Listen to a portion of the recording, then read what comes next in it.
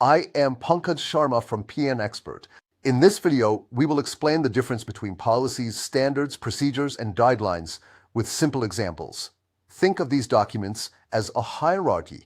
At the top are policies, then standards, then procedures, and finally guidelines. Policies are high-level, standards are specific, procedures are step-by-step, and guidelines are helpful suggestions. First, policies. Policies are high-level rules that explain why we do something. They are mandatory. For example, an acceptable use policy says company computers are for business use only, not for personal gaming. Next, standards. Standards are specific, measurable requirements. They are also mandatory, and they show exactly what must be met. For example, a password standard might require at least 12 characters and a symbol. Third, procedures.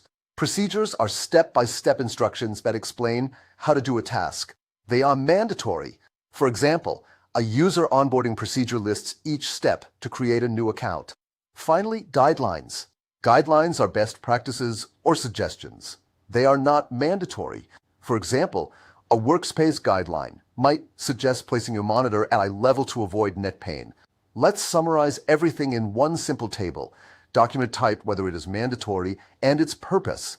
So remember, policies set direction, standards set rules, procedures show the steps, and guidelines offer helpful advice. Thanks for watching.